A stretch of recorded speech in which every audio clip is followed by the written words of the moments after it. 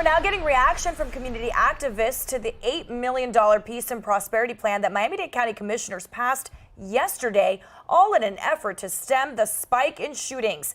They say it sounds good, but they want to see results. Local 10's Terrell Fournier is live to explain.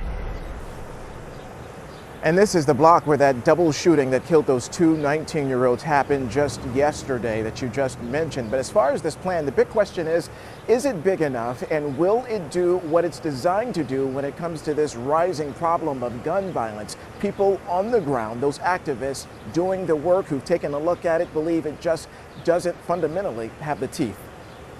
The Peace and Prosperity Plan will devote nearly $8 million over the next 2 years to tackle the underlying issues of the gun violence epidemic in Miami-Dade. Through the intervention, prevention, reentry, and enforcement. Some serious, grave concerns. But today, not everyone is embracing the idea. The things that are most needed right now on the ground in our community are completely excluded from it.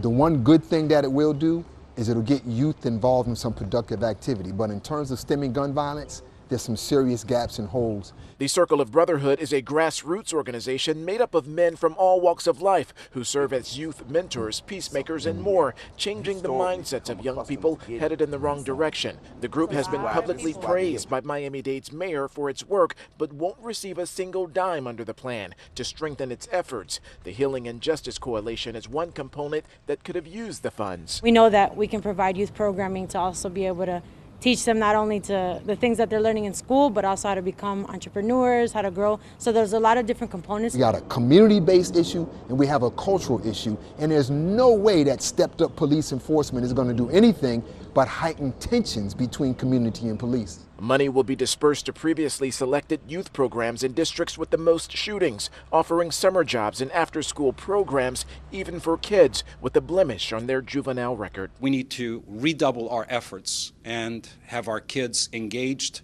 not just during the summer, after school, during the regular school year, for if we do not captivate their attention, someone else with more nefarious intention, no doubt, will.